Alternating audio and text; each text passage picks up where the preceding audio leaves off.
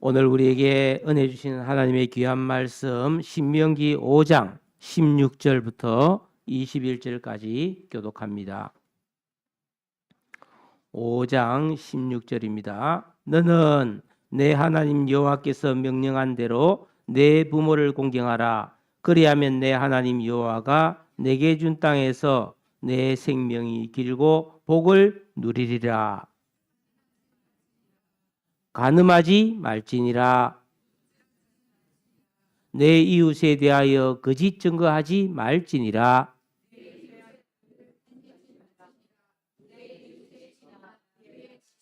그의 남종이나 그의 이종이나 그의 소나 그의 낙이나 내 이웃의 모든 소유를 탐내지 말지니라. 아멘.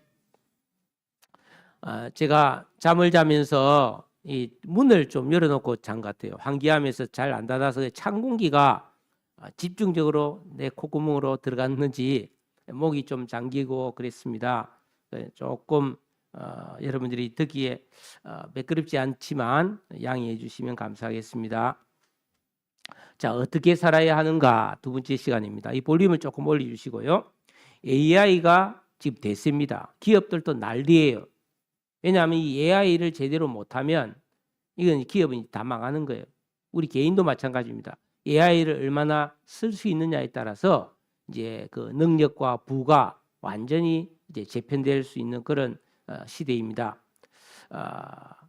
지금 테슬라의 그 CEO인 머스크인가 그 사람이 이제 올해부터도 AGI 범용 인공지능이 시작된다 그렇게 말했습니다.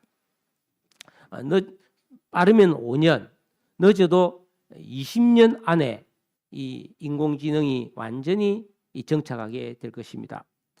그런데 지금으로부터 90년 전, 그 오래전이죠. 1932년도에 올더스 흑설이라는 사람이 멋진 신세계라는 책을 썼어요. 저 책은 제가 대학 다닐 때 필독서였습니다. 그때가 80년대잖아요. 80년대. 80년대에 저 책이 대단히 인기 있었는데 지금 새삼스럽게 이 책이 완전히 개정정보판이 나오면서 사람들이 많이 보고 있습니다. 왜냐하면은 이미 90년 전에 미래를 예측하고 쓴 책인데 지금 가고 있는 세상, 벌어지고 있는 일과 너무나 흡사하기 때문이에요. 저 책에 보면은 2540년에 과학 문명이 최고로 발달해서 사람들은 모든 것이 완벽하게 갖추어진 인간 고통의 문제를 다 해결한 지상의 천국, 유토피아, 멋진 신세계를 만들었다는 이야기로 시작됩니다. 이 멋진 신세계가 인간이 만들어낸 천국이에요. 자, 어떤 나라일까요? 우리 한번 읽어보도록 영상을 통해서 이게 좀 AI가 발달하면서 이 영상을 만들어낸 거거든요. 한번 보시길 바랍니다. 자, 이 이야기를 보면은 참 기가 막힌 이야기죠. 소리를 크게 해주세요.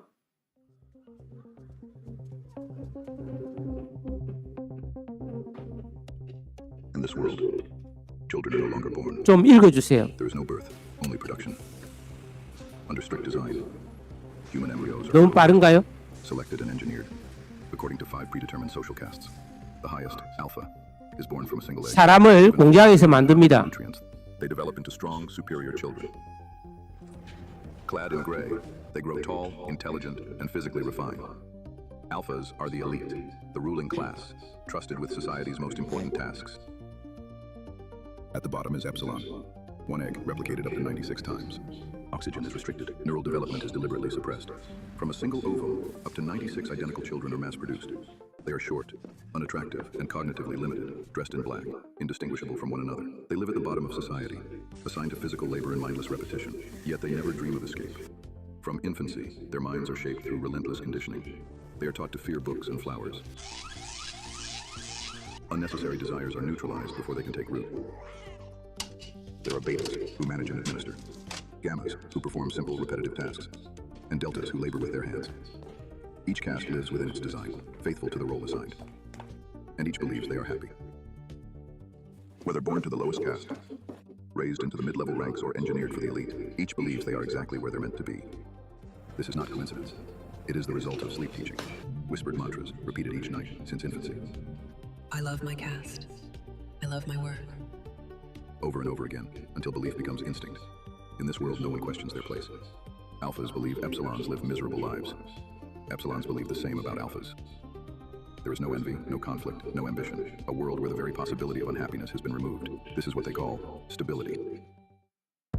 In this city, there is no love, only pleasure, only desire. They spend their days addicted to new forms of dopamine-driven sports and immersive games designed for constant reward. Pleasure is found in feelies, tactile films that stimulate all five senses, where anything imagined can be experienced, and every desire feels real. Stories are no longer needed. No one listens. People no longer wish to think or wonder or feel deeply, understanding context, feeling empathy, sharing in another's pain. These things are too slow. What they want is not meaning but sensation, not emotion, stimulation. And if pain does come, soma is waiting. A drug without side effects, before emotion can surface, before doubt or emptiness can begin. One tablet is enough. This drug can be taken in many forms. Just 1 gram is enough to induce bliss and gentle hallucinations. It is mankind's flawless invention. Pleasure without consequence. The drug comes in many forms. Lately, ice cream is in fashion. 1 spoonful, and it feels like walking on clouds, walking on clouds, walking on clouds. With everyone constantly under its spell, no one feels anything but calm and contentment. No one longs for anything, no one dreams. And when there are no dreams, there is no disappointment, no despair. This is the brave new world.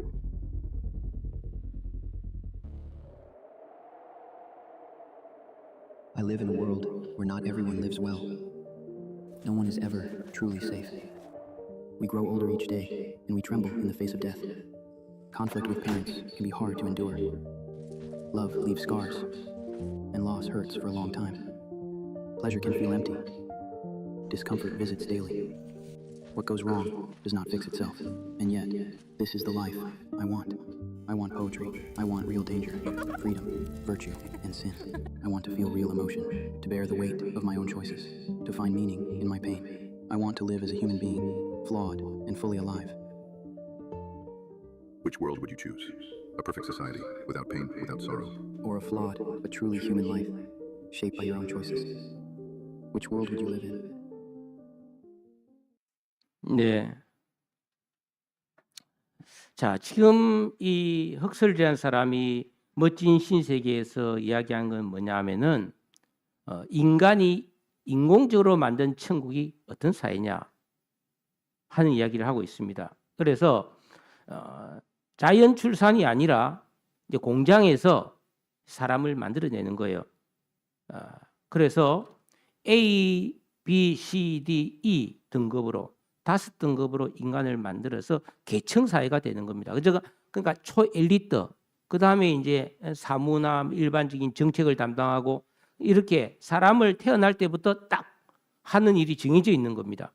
신체 조건, 뇌 상태까지 조절합니다. 그런데 아무도 불행하다고 생각하지 않고 나 잘 돼야 되겠다 이런 생각을 하지 않게 하는 거죠. 왜냐하면 실업, 빈곤, 혁명, 전쟁이 없습니다.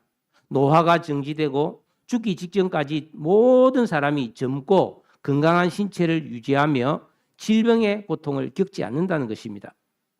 고독이나 슬픔, 상실감 이런 감정은 사회 안정을 해치는 요소로 간주되어서 철저히 차단됩니다. 그러니까 이 멋진 신세계에 사는 사람들은 고통을 느낄 틈이 없도록 24시간 감각적인 즐거움 속에 살아가도록 국가가 책임집니다. 그래서 조금이라도 기분이 우울해지면 소마라고 하는 알약을 한 알 딱 먹으면 이 부작용이 없이 10분의 1초 만에 낙원이 펼쳐지는 거예요. 뭐 구름 위에 붕 뜬 것처럼. 이게 말하면 마약인데 부작용이 없는 마약이죠. 그래서 시각, 청각, 촉감까지 느낄 수 있는 뭐 영화가 활성화되고 모든 사람의 소유라는 법이 생겨서 독점적인 연애나 결혼이 금지되고 서로 누구나 자유롭게 사귀고 관계를 맺기 때문에 질투나 뭐 원망, 시기 이런 게 없는 즉 감정의 소모가 없고 그냥 기쁨만 느끼는 거죠. 네, 그래서 스포츠라든지 오락을 통해서 매일매일 소비와 쾌락을 즐기는 것입니다. 네. 그런데 이게 안전하고 모든 사람이 행복한 사회 그리고 만족하는 사회가 인간이 만든 멋진 신세계라는 겁니다. 그러나 이런 인위적인 안전과 쾌락을 거부하고 사랑하는 사람과 결혼을 하고 또 그러면서 부부싸움도 하고 자녀를 낳아 기르면서 그냥 힘들어하고 속상해하면서 노동을 통해 본래의 인간답게 살아가는 사람들도 있는데 그곳을 바로 야만인 구역이라고 부릅니다. 지금 실리콘밸리에 있는 과학자들 최근에 노벨상을 받은 인공 범용 지능을 만든 허스비스 이런 사람들은 이 AGI 범용 인공지능 시대가 곧 시작된다고 보고 있습니다. 늦어도 20년 안에 빠르면 5년 안에 이게 가능해진다고 보고 있죠. 이 멋진 신세계입니다. 대표적으로 이 에너지 문제가 해결됩니다. 지금 이 세상은 사실 에너지 문제거든요. 여러분 우리가 전기를 쓴다든지 차를 움직이려면은 기름과 전기가 있어야 되잖아요. 이거 여러분 우리나라가 지금 기름을 사오려고 얼마나 많은 돈을 들입니까? 그런데 이게 인공 태양이 만들어진 거예요. 핵 융합 에너지. 그러니까 에너지 값이 제로가 되는 거예요. 무한 에너지가 나오는 거예요. 그러면 이게 싸울 필요가 없는 거예요. 예. 그리고 질병 죽음 문제가 완전히 해결됩니다. 의학이 발달해서. 예. 그리고 계층과 계급이 있지만은 각자가 나름대로 행복하게 사는 세상이 현재 AI가 기대하는 멋진 시세계입니다. 그러면 과연 그날에 우리는 정말로 행복해질까? 우리는 질문을 한번 던져봐야 되는 거죠. 인간에게 정말로 행복이란 무엇인가?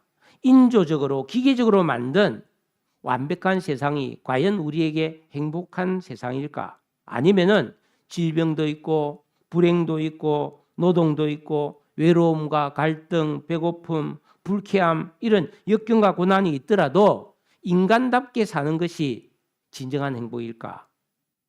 이 저자 흑설이는 이 두 개의 질문을 하는 겁니다. 예.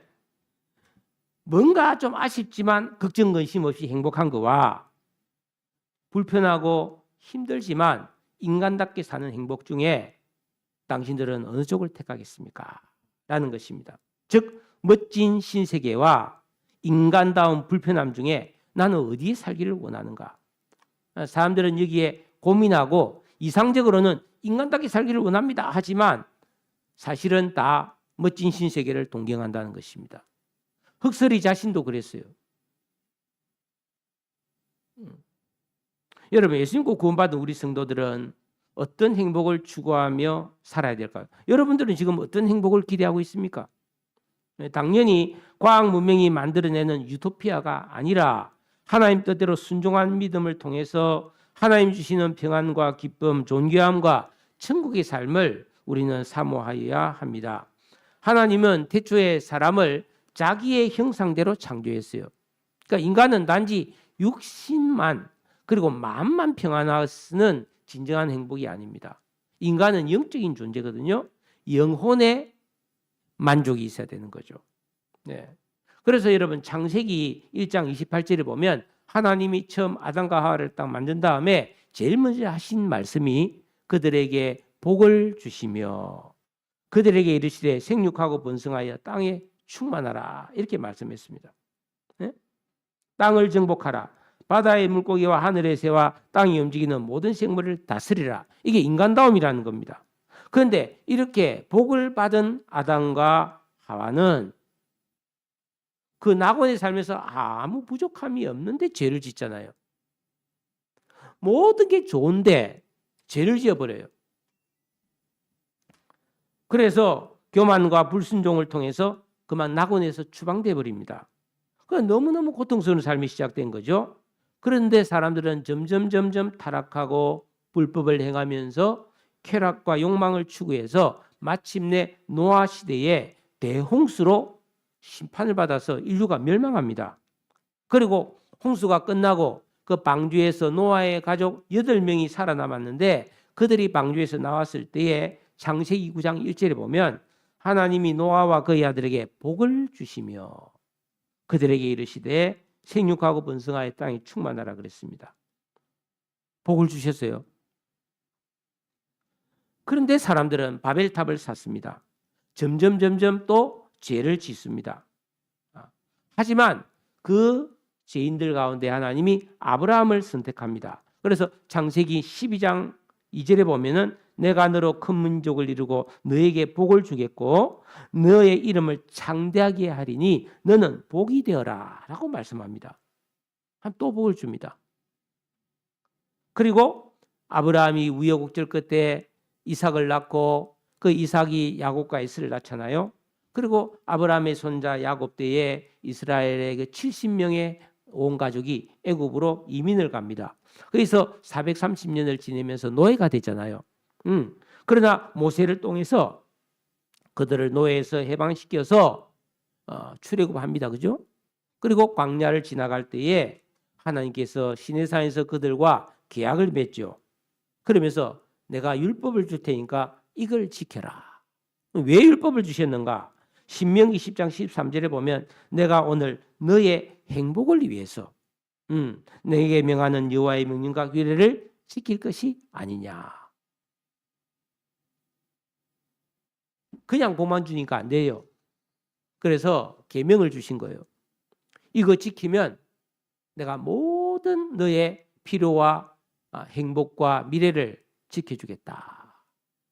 자, 이것처럼 하나님은 창조로부터 지금까지 언제나 성도들에게 우리에게 복을 주셨다는 것입니다.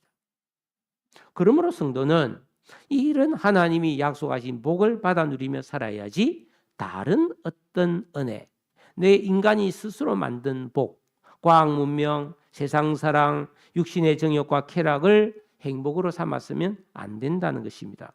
우리의 참되고 영원한 행복은 하나님만이 주실 수가 있어요. 영적인 복은 하나님만 주시거든요. 사랑과 자비가 풍성하신 하나님께서 이 아담 안에 있는 우리의 그 죄악된 마음을 아시기 때문에 절대로 자력으로는 구원받을 수 없는 걸 아시고 예수님을 보내서 우리를 구원했고 구원받은 성도들의 진정한 행복을 위해서 계명을 지키며 살도록 명령하셨습니다. 그러므로 이 십계명이라고 하는 것은 우리를 속박하는 규율이 아닙니다. 우리의 성품을 주님의 성품으로 바꾸어서 하나님과 교제하면서 참된 복, 영혼, 육의 종합적인 복을 누리게 하시려는 사랑의 말씀이고 진리의 말씀입니다. 우리는 지난 주일에 하나님을 사랑하는 방법인 1에서 4 계명을 배웠습니다. 이 4가지 계명을 온전히 순종하면 우리 안에 새 사람의 의식 2가지가 만들어진다고 했습니다. 예? 첫 번째, 두 번째 새로운 의식이 만들어지는데 즉 하나님이 어떤 분인지를 알고 사랑하게 된다는 겁니다. 예. 여러분이 살다 보면 그런 거 있잖아요. 저 사람 별로였는데 오랜 시간 지나면서 살다 보니까 점점 저 사람이 괜찮네. 저는 그런 사람이 있습니다. 예. 반대로 상당히 괜찮은 줄 알고 사귀었는데 알고 보니까 완전 꼼수고 말이야. 예? 사람 오래 사귈 사람이 못 되고 신뢰가 안 간다. 이런 사람도 있을 수 있잖아요. 주로 사기꾼들이 그렇죠. 근데 우리가 이 계명을 지키면서 하나님을 사랑하게 되면은 하나님을 아는 의식이 만들어지는 거예요. 그러니까 그러면 뭐예요? 하나님 진짜 좋은 분이구나 하고 하나님을 사랑할 수 있게 된다는 거예요. 예. 그게 1, 2, 3 계명을 지킬 때 생기는 거예요. 근데 만약에 1, 2, 3 계명을 전혀 안 지킨다 그러면 뭡니까? 평생 하나님을 잘 모르는 거죠. 여러분 이 세상 사는 사람의 80%가 자기가 자신이 어떤 존재인지 모르고 죽는 사람이 많다고 그래요. 부부가 같이 살아도 진짜 이 상대방이 어떤 존재인지를 모르고 사는 경우도 굉장히 많고요.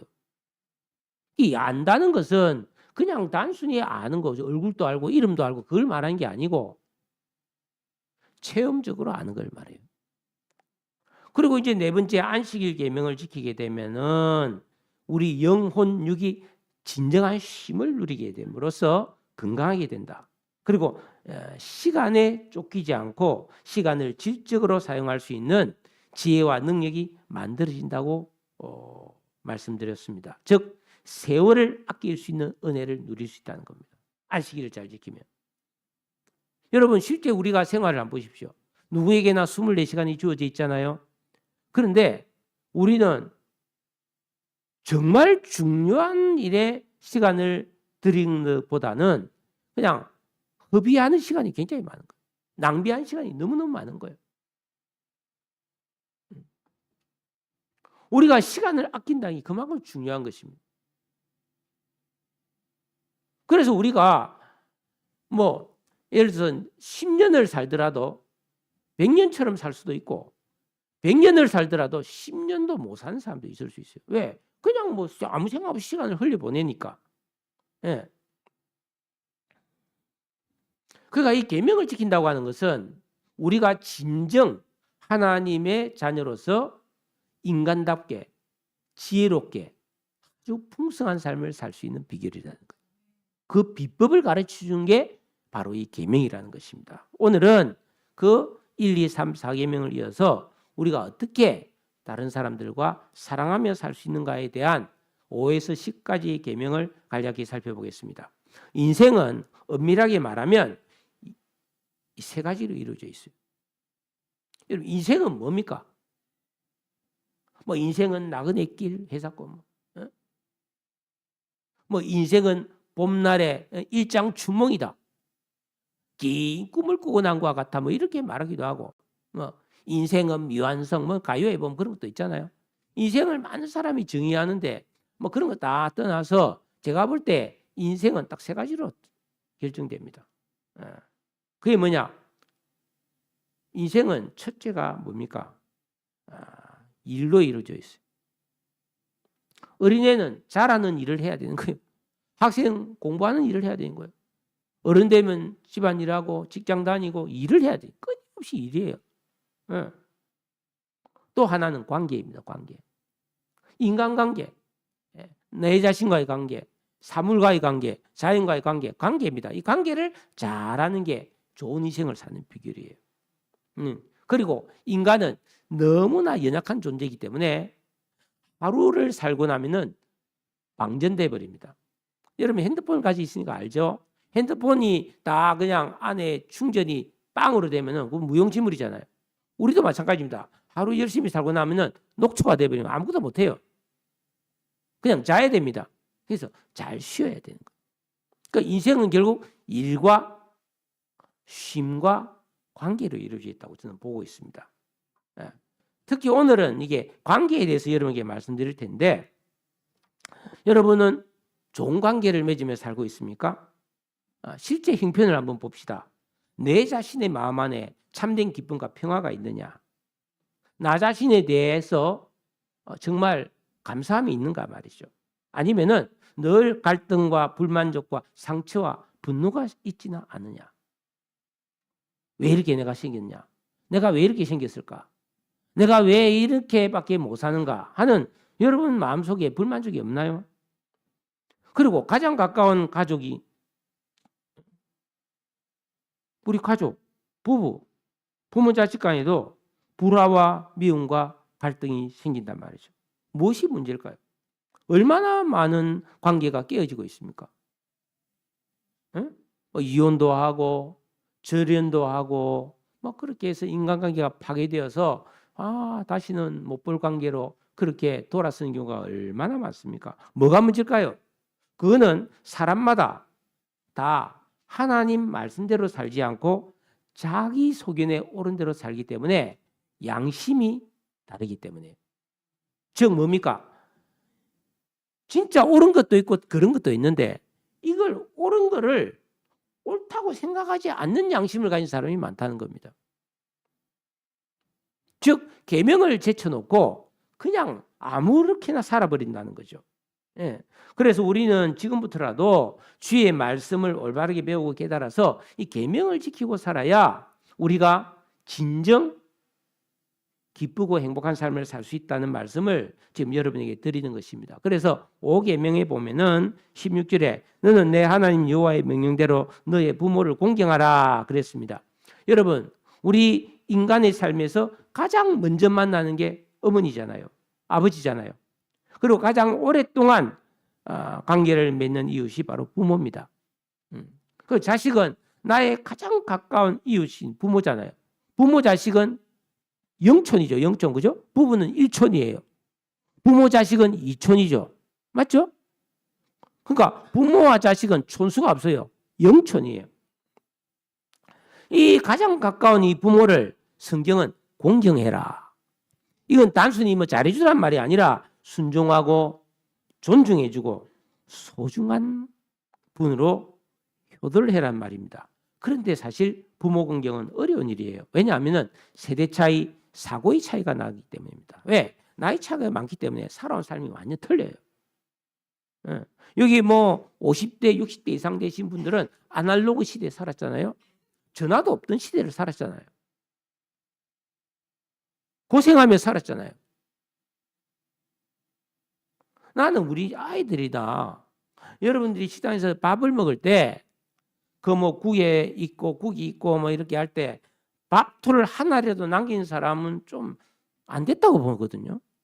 어떻게 밥톨을 남기냐? 우리는 한 톨이라도 남기면 혼이 났어요.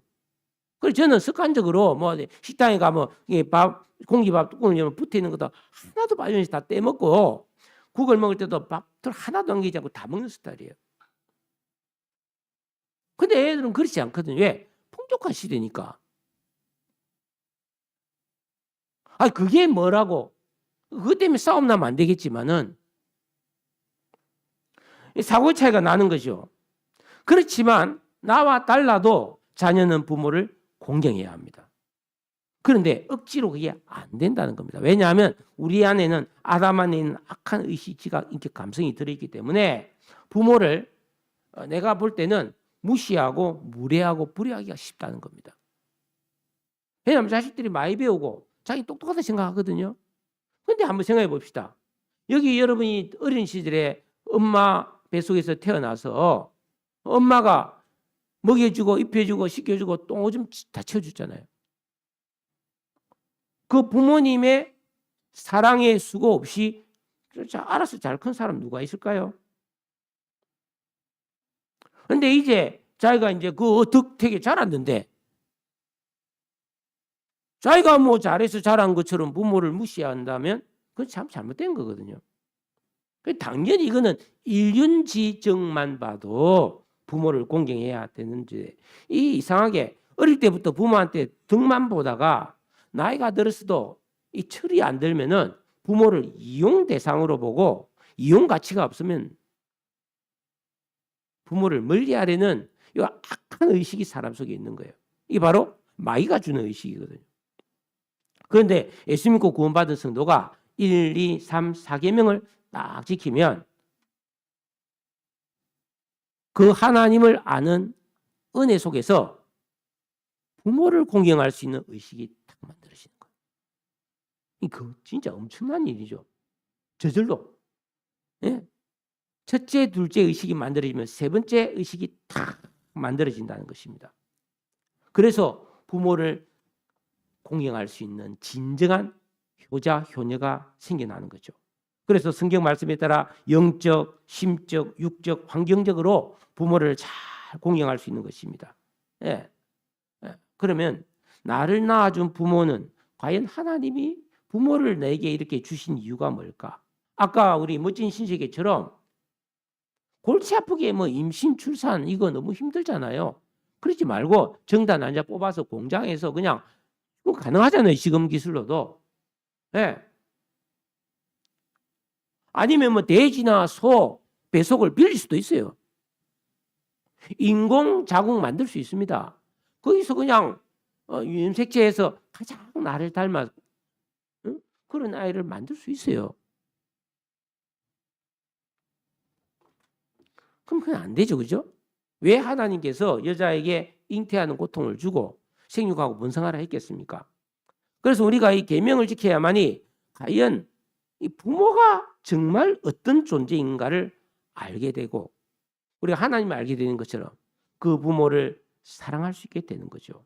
또 부모는 자녀가 하나님 주신 자녀가 어떤 존재인지를 바르게 알게 되는 겁니다. 안 그러면은 자녀도 내 소유물이고 자녀를 이용하려고 하고 자녀를 내 기쁨의 대상으로 생각하는데 그렇지 않거든요.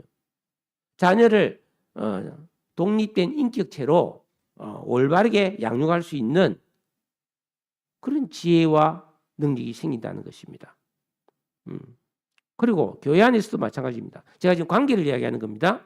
우리가 부모와 자녀가 좋은 관계가 된 이게 모든 관계의 기초란 말이에요. 그랬을 때 교회 안에서 여러분들이 목사를 볼 때 왜 하나님이 목사를 세웠지?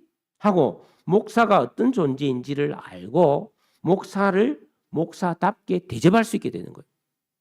목사도 마찬가지입니다. 성도가 어떤 존재인가? 하나님께서 성도들을 이렇게 예수 믿고 구원받은 성도들을 세워주잖아요. 그래서 목사는 성도가 어떤 존재인지를 알고 올바르게 섬기고 사랑하고 지도할 수 있는 그런 실력이 만들어진다는 것입니다. 또 나아가서 여러분 사회적으로도 보면 우리가 사회를 나가면은 윗사람, 아랫사람, 또 동료, 거래처, 하청, 업체, 또 뭐 거래처 얼마나 많습니까?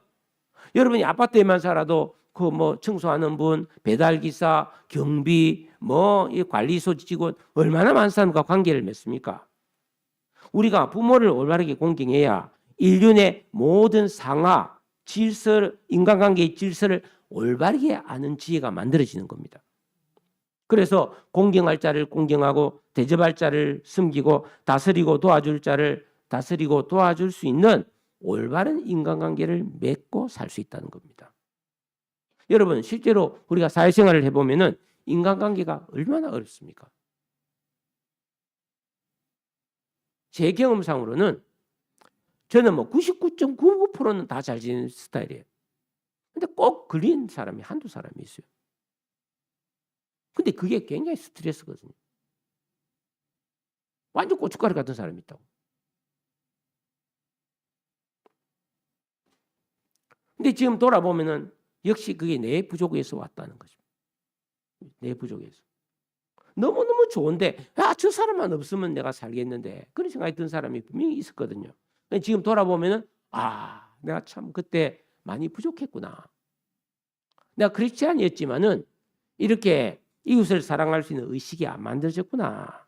절감하고 있습니다. 여러분 그렇기 때문에 이 계명이라고 하는 것은 지켜도 되고 안 지켜도 되는 것이 아니에요. 반드시 지켜야 진정한 하나님의 자녀로서의 자유함이 있고 살아가면서 절대로 피할 수 없는 모든 관계 속에서 하나님의 뜻을 이해하고 순종할 수 있게 된다는 겁니다. 아이고 인간관계 너무 스트레스 받아. 그냥 나는 안 만날래. 나는 혼자 지낼래. 이것도 잘못된 거죠. 왜? 인간은 사회적 동물이잖아요. 관계 속에서 기쁨을 누려야 되고 관계 속에서 행복이 오거든요. 여러분 그래서 우리가 이 하나님의 명령에 순종해서 부모를 어떻게 하는 게 공경하는 거를 성경을 통해서 잘 배워서 순종하면 하나님이 약속해 준 게 있어요. 그리하면 내 하나님 여호와가 내게 준 땅에서 너의 생명이 길고 복을 누리리라. 에베소서 6장 그 2절 3절을 보면 네가 땅에서 잘되고 장수하리라 그랬단 말이에요. 그럼 여러분 이 세상에서 잘 된다는 게 쉽습니까? 학생이 공부를 잘하고 진학을 잘하고 취업을 잘하고 결혼을 잘하고 행복하게 살고 두루두루 일도 잘하고 잘 되는 게 쉽나요? 그런데 부모를 공경하게 되면은 모든 관계가 좋아지면서 내 자신이 절제하고 다스리는 삶을 삶으로 이 땅에서의 삶이 잘 되고 복을 누리는 줄로 믿습니다. 또 하나는 뭐예요? 오래 사는 거예요. 여러분 오래 사는 것도 쉬운 게 아닙니다. 얼마나 위험이 많습니까? 병에 걸려 죽을 수도 있고 사고 나서 죽을 수도 있어요. 그런데 부모 공경을 잘하면은 하나님께서 병에 걸리지 않고 사고 나서 죽지 않고 불행하게 죽지 않도록 하나님께서 그 생명을 지켜주신다고 약속하셨잖아요. 여러분 잘 살고 오래오래 장수하고 싶으면 부모 공경하시기를 주의 이름으로 축원합니다. 말씀은 반드시 말씀대로 됩니다. 엄청난 약속이잖아요. 그러니까 이게 너무너무 중요하다는 겁니다. 부모를 공경하지 않는 사람이 하나님 잘 믿을 수 있나요? 하나님 우리 아버지인데? 아니죠. 그 다음 6계명입니다. 이 6계명은 간단해요. 살인하지 말지니라. 우리가 언니 생각할 때 살인이라면 사람을 죽이는 게 살인이라고 생각하기 쉽지만은 이 말씀을 예수님께서 마태복음에서 어떻게 해석하셨느냐? 다른 사람을 저주하거나 멸시하거나 학대하거나 인격적으로 모독하거나 심한 상처를 주거나 못 살게 구는 건 살인으로 보는 살인으로. 특히 말로 사람을 죽일 수 있잖아요. 실제 그렇잖아요. 그래서 우리가 직접 사람의 목숨을 빼앗지는 않았지만 입에 피가 흥건한 사람이 많아요. 입으로 사람 죽인 사람이 많다 이 말이에요. 그래서 마태복음 5장 22절에 보면 형제에게 노한 자마다 심판을 받게 되고 형제에게 대하여 라가라 하는 자는 공회에 잡혀가게 되고 미련한 놈이라는 자는 지옥불에 들어가리라. 이게 무슨 말입니까?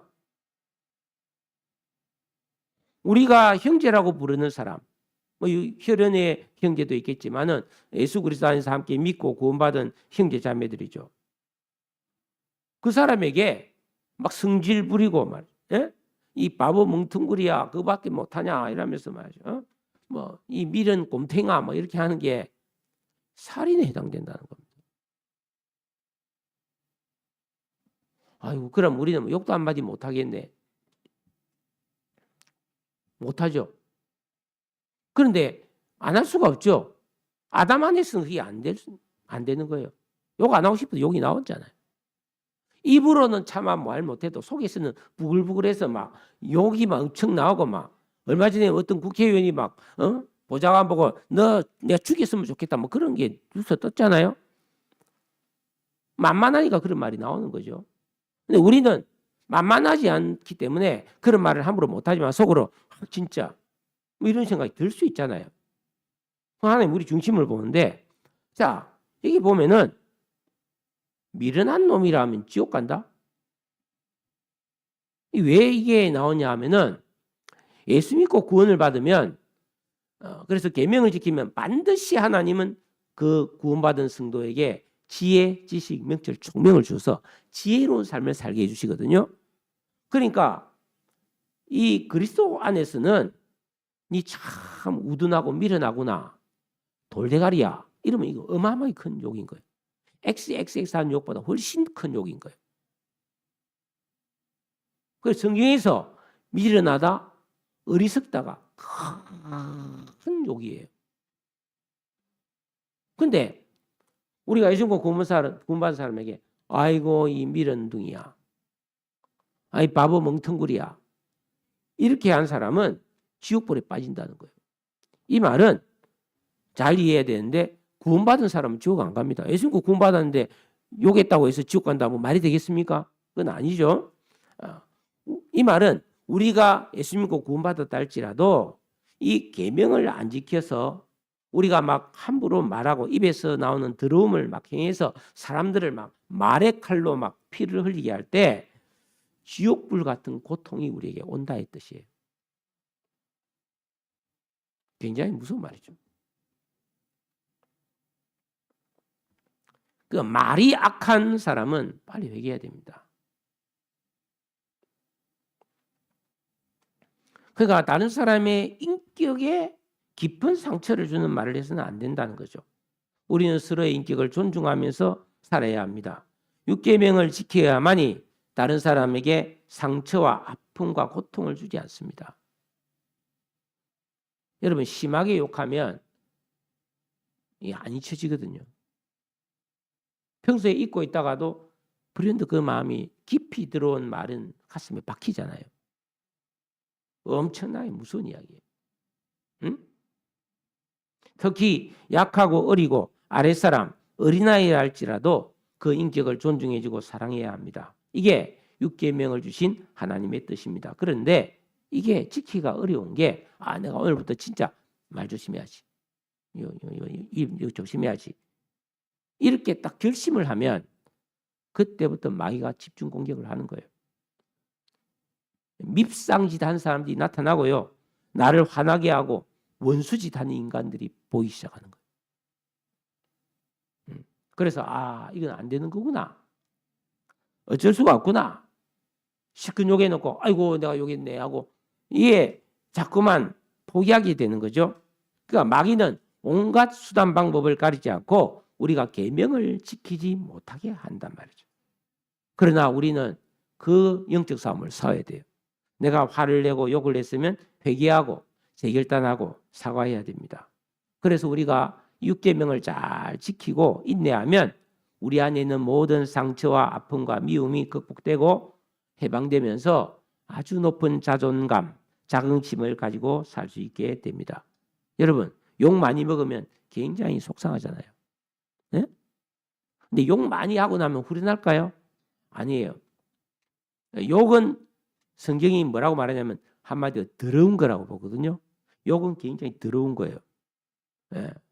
이 더러운 것의 본질이 뭐냐면 마귀예요. 귀신입니다. 귀신. 욕을 많이 한 사람은 완전 귀신 놀이터입니다. 그 사람.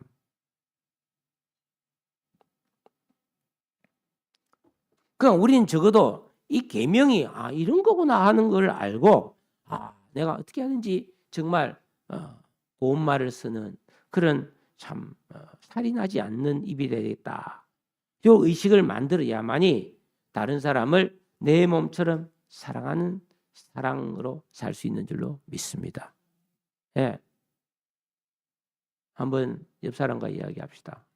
독한 말을 하지 않겠습니다. 선을 넘지 않겠습니다.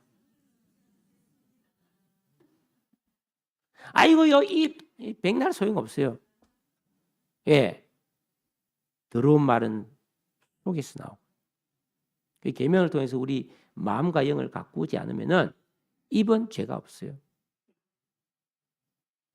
자, 7계명입니다. 오늘은 7계명까지 말 겁니다. 간음하지 말지니라. 자, 6계명까지 총 4가지 의식이 만들어집니다. 1, 2, 3계명으로 한 가지, 4계명으로 두 번째, 5계명으로 세 번째, 6계명으로 네 번째 의식이 만들어지고 이제 7계명이 딱 되면은 5번째 의식을 만들어야 되는데 이게 뭐예요? 성적인 것을 이야기하는 거예요. 여러분, 성적인 욕망은 인간의 본능이잖아요. 이거 하나님이 주셨어요. 아담과 하와에게 복 주시어요. 노아의 가족들에게 생육하고 번성하라는 복을 줬잖아요. 이게 바로 성적인 욕망이거든요. 네. 우리가 하나님 뜻대로 생육하고 번성하기 위해서는 성의 본능이 있어야 됩니다. 유익한 것으로 주신 것인데 문제는 이 성의 본능은 이게 통제가 안 되는 거예요. 그래서 이게 문란해지면 엄청난 죄악이 됩니다. 역사적으로 보면은 왕이든 뭐 부자든 권력자든 이 성적인 것이 문란해져서 일찍 죽고 망한 사람이 허다하고 나라가 망한 경우도 허다합니다. 그만큼 이 성적인 죄는 큰 죄예요. 여러분, 이 성적인 죄는 육체의 죄가 아닙니다. 영혼, 육이 다 망하는 죄예요. 그래서 이 성관계를 갖게 되면은 이 솔타이라 그래가지고 영혼이 그 사람과 이렇게 딱 결박이 돼버립니다. 그러니까 막 이 사람 저 사람 물란하게 막 하면은 여기저기 막 내 영혼이 막 다 묶여가지고 제정신이 아닌 사람이 돼버린 거예요. 그 왕들도 막 옛날에 막 하도 많은 뭐 후궁을 두고 막 이상하게 해버리면은 제정신이 아닌 헷가닥이 돼버린 거예요. 하나님은 일부일처잖아요. 응? 그런데 이단들이라든지 우상숭배자들이라든지 이 세상 문화는 성적으로 방종하고 이를 교묘하게 미화합니다. 오늘날 보면은 뭐 자동차 선전이나 뭐 선전할 때 전부 다 뭐 성적인 거를 내세운다. 이게 막 비키니 옷을 입고 막 하면 사람들이 와 하고 바로 보거든요. 사탄의 미혹입니다. 여러분, 성적으로 타락해지면 개인과 가정과 사회가 망가집니다. 이 문제를 해결할 수 있는 비법을 하나님께서 가르쳐 주시는데 예수님께서 마태복음 5장에서 그 비법을 가르쳐 줍니다. 여러분, 성적인 것은 마음과 생각에서 시작이 됩니다. 몸에서 시작되는 게 아니에요. 먼저 마음과 생각에서 딱 성욕이 생기는 거죠. 마태복음 5장 28절에 그런 말이 나옵니다. 그래서 우리는 이런 마음이 딱 생기면 영의 힘으로 내가 1, 2, 3, 4, 5, 6계명을 지킨 그 의식, 믿음을 가지고 이 생각을 물리쳐야 된다는 것입니다. 그래서 이 성의 본능을 다스리고 통제하는 세 사람의 의식이 만들어지기 위해서는 처절한 영적 싸움을 싸워야 되는 거예요. 그래서 마태복음에 보면은 뭐라고 되어 있냐면은, 자, 눈알이 뽑힌다. 사람 눈을 누가 내 눈알을 막 손가락이나 깔꼬리를 푹 찌르가 눈알을 뽑아낸다 하면 얼마나 괴롭겠어요, 그죠? 또 누가 내 팔뚝이나 다리를 막 도끼로 쾅 찍어서 잘라낸다 하면 얼마나 고통스럽겠습니까? 그러니까 성적인 범죄를 저지를래, 눈알 뽑힐래, 두 개 중에 하나 선택해라. 너 성적으로 간음할래, 도끼로 다리하고 팔하고 잘릴래, 선택해라. 여러분 뭐 선택하려합니까? 죄 안 짓고 팔다리 안 잘리고 눈알 안 뽑혀야죠. 그 정도의 의식을 가지고 그런 죄와 싸우라 이 말이에요. 그래야 이길 수 있지. 안 그러면은 하면서 그냥 아이고 모르겠다 이래 돼 버리는 거죠. 네. 그래서 우리가 처절하게 싸워서 이 다섯 번째 성적 욕망을 극복하는 이 순결한 의식을 만들어내면은 놀라운 은혜가 임하는 거예요. 어떤 은혜가 임하느냐? 남자는 남자로서의 남자다움이 생기고 여자는 여자다움이라는 정체성이 만들어져서 하나님께서 원래 남자와 여자를 창조했을 때 고유한 영원한 남자로서의 아름다움, 여자로서의 아름다움이 회복된다는 겁니다. 그러니까 저도 그런 사람을 본 적이 있는데 잘생긴 게 아니에요. 몸이 날씬한 게 아니에요. 옷을 잘 입은 게 아닌데 참 멋있는 사람이 있어요. 멋있는 남자가 있고 멋있는 여자분이 있어요. 여러분 우리가 기억해야 됩니다. 성적으로 타락하면 영혼 육이 병들어 버립니다. 그러나 순결하면 맑은 정신과 충만한 기쁨을 누릴 수가 있습니다. 이 7계명을 잘 지키면 겉사람은 낡아지나 속사람은 날로 새로워지는 영적인 건강과 신령한 기쁨을 누릴 수가 있습니다. 이 시대는 굉장히 성적으로 타락한 시대인데 이 시대만이 아니에요. 여러분 1800년대 말 1900년대 초에 조선 말기에 우리나라에 해외 선교사들이 많이 왔잖아요. 미국, 호주, 영국 이런 선교사들이 많이 왔는데 이 선교사들이 본국에 보낸 선교 보고서에 보면 그들이 와서 이제 일반 민간의 병원을 세우고 많이 치료를 해주는데 제일 많이 치료한 병이 성병입니다. 그만큼 엉망이었다는 거예요. 여러분 조선시대 바람 피우는 남자들이 얼마나 많았습니까? 무서운 죄를 지은 거예요. 우리나라만 그러냐? 아니, 전 세계가 그렇다.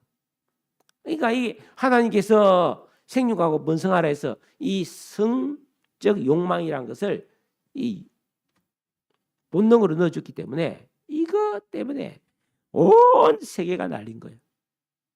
그 이런 혼란한 시대에 우리가 딱 계명 지키면서 순결함을 딱 유지했다. 하나님이 주실 상이 크고도 풍성할 줄로 믿으시기를 바랍니다. 예수 믿고 구원받은 성도는 그냥 이 세상의 풍조를 따라서 살면 안 됩니다. 성도는 천국의 시민권자이고 하나님 자녀이기 때문에 거룩한 삶을 살아야 합니다.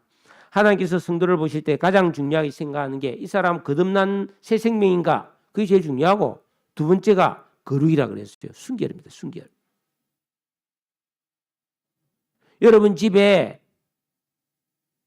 그릇들이 있는데 식사를 할 때 국을 끓였을 때 더러운 그릇에 국을 퍼서 먹는 분 계신가요? 더러운 설거지 안 한 그 그릇에 다시 밥을 담아 먹는 분 계십니까? 없죠. 즉 우리는 이 몸은 그릇이거든요. 이 몸이 들어오면 은혜가 들어오지 않습니다. 우리는 예수를 믿음으로 구원을 받아 영생을 선물로 받았습니다. 그러므로 주님께서 지키라 명하신 66권 성경의 말씀, 요약하면 10계명, 하나님을 사랑하고 이웃을 내 몸처럼 사랑하는 삶을 살아야 됩니다. 하지만 아담 안에서 물려받은 요 내 안에 있는 악한 의식, 악한 인격, 악한 지각, 악한 감성은 하나님이 약속하신 영원한 행복보다, 은혜보다 세상 것을 좋아하고 이웃을 사랑하기보다는 이기적이며 자기중심적이 되어서 부모나 자식, 이웃과 형제를 진실로 사랑하지 못합니다. 그래서 하나님은 예수 믿고 구원받은 우리에게 계명을 주신 것입니다. 계명은 우리가 구원받아 천국 가기 위해서 지키는 게 아닙니다. 이 계명을 지켜야만이 새 사람의 의식 8가지가 만들어져서 지혜와 총명이 생겨서 어리석고 우둔함에서 벗어날 수 있는 거예요. 영이 맑아져서 성령의 지시와 인도를 받을 수 있는 영감이 작동하는 거룩한 사람이 되는 것입니다. 그렇지 않으면 육체와 마음이 원하는 것을 하여 하나님 편에서 볼 때는 본질상 진노받을 대상으로 평생 살다가 마치는 겁니다. 우리가 성령의 감동에 순종하면 하나님을 기쁘시게 하고 영적 가나안의 행복을 누릴 수가 있습니다. 성도된 영광과 존귀함, 세상이 줄 수 없는 비밀한 복을 누리면서 참으로 자족하는 삶을 살 수 있습니다. 여러분 만족하십니까? 현재의 삶에 만족하십니까? 예수 믿고 구원받은 사람은 하나님이 주신 은혜로 내가 돈이 많지 않아도 만족할 수 있는 비밀한 복을 누릴 수 있어야 합니다. 그게 진짜 예수 믿는 사람에게 주는 하나님의 약속입니다. 그리고 이런 계명을 지키고 하나님 뜻대로 살아야 우리가 하늘의 상을 준비할 수가 있어요. 여러분 이 땅에서 삶 너무 집착, 애착하지 마세요. 오래 가지도 않아요. 잘 살아야 되지만 우리는 이 땅에서는 잠깐 있다가 가는 나그네들입니다. 이 세상은 살면 살수록 살기 힘든 세상이에요. 그런데 왜 집착합니까? 하나님이 약속하신 영원한 나라가 있는데 우리가 그 나라를 대비하면서 여기서 정말 계명 지키면서 믿음 생활 잘해서 여러분들의 의식, 내 마음속이 맑고 깨끗해서 하나님이 기뻐하시는 사람 되기를 주의 이름으로 축원합니다. 나눔하겠습니다. 나눔 가지세요. 옆 사람